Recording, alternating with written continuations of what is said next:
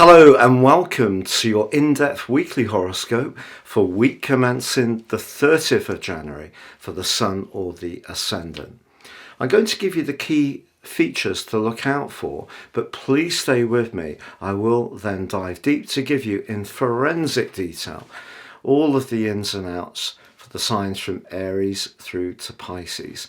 If you're a returning visitor to my channel, thank you so much for joining me once more.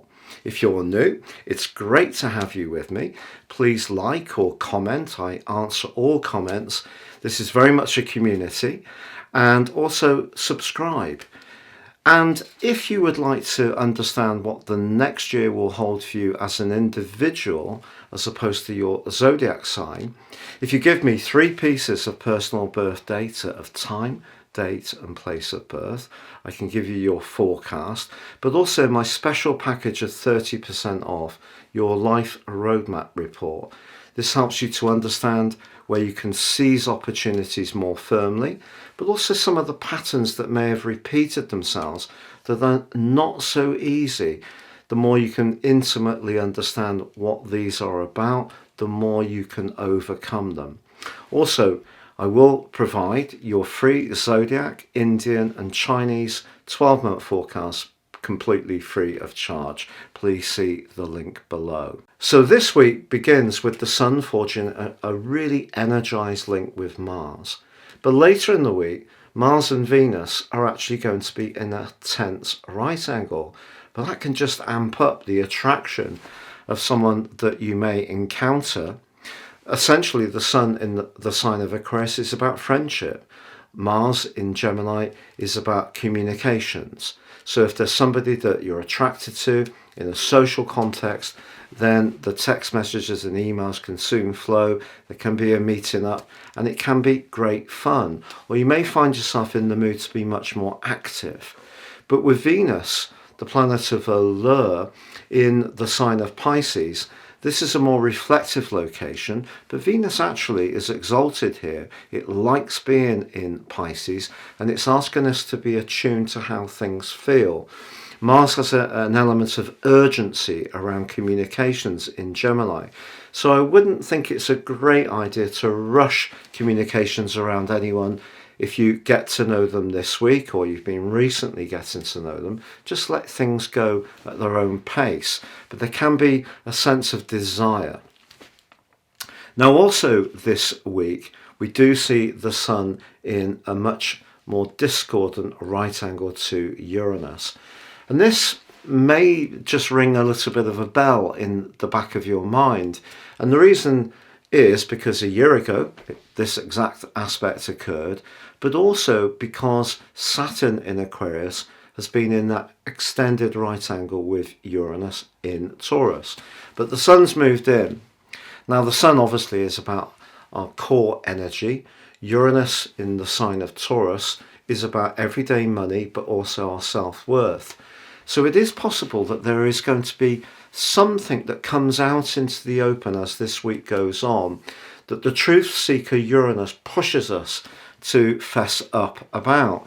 And the sign of Aquarius is very much into the idea of truth because, of course, Uranus is the co-ruler of this sign.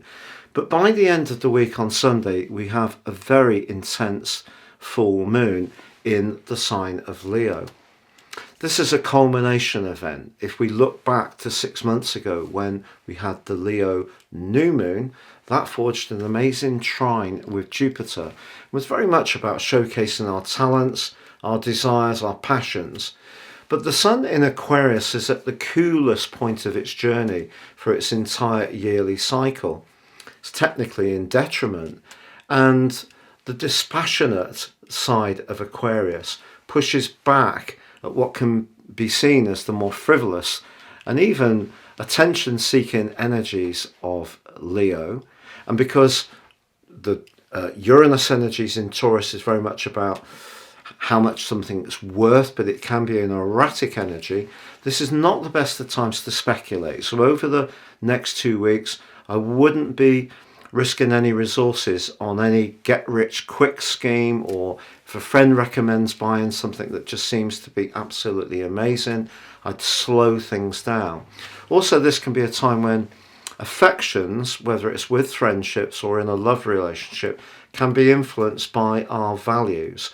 And if our values are not meshing with someone that we're spending a lot of time with, this can bring some turbulence into the open in the next 2 weeks. But also this week, we do have a very compassionate link between Mercury and Neptune. And it's just encouraging us to try to understand why we react in certain ways, what conditions us to have the responses we have. But I think that the full moon is essentially quite a triggering event. Please stay with me for your in-depth forecast for each of the 12 signs. So Pisces, your week commencing the 30th of January forecast sees a very dynamic end to January and beginning of February. And part of the reason for this is that although the sun is in the very reflective, peaceful 12th house, it's linked with Mars in your 4th house, but in a very constructive way, does suggest that something that you're thinking about or you've been researching or working towards can take a step forwards, but it may be something that's actually intensely personal to you. It may be to do with where you live. It could be to do with your genealogy, for example. Are you going to do one of those DNA searches, work out your family tree? Are you going to be quite surprised by how some energies are developing deep within you that could see you reshaping your future in a very different way to what you'd only been thinking about relatively recently? Now, the full moon is going to push all of these questions, some doubts, some anxieties, into the open. But know that with Venus in your sign, that's drawing a lot of goodness your way. And although someone could be a bit earnest and a bit forthright, perhaps someone quite close to you, about an issue to do with where you live or how you live there or who with, try to take it in your stride. They may well mean well, or it's possible that you will encounter somebody that is close to another member of your group in quite a big way that you kind of think, I really like that person. But you may want to keep it to yourself for now. It's once the sun moves into your sign and you have the Pisces new moon, despite the fact it is going to be conjunct Saturn, I think that's when you're really going to set your intentions, because of course with Saturn moving into your sign on March the 7th, this is a big year for you. You're bringing to an end a big period for you that's gone on for really the last 29 and a half years. So you're getting to the point for a new platform to launch forwards. So this is a kind of tidying up, sifting through, thinking things through, and there may still be some things that come up that you're not expecting. There may be some conversations that are a bit provocative. It could be to do with your work. It could be to do with your physical well-being vis-a-vis your emotional and spiritual well-being.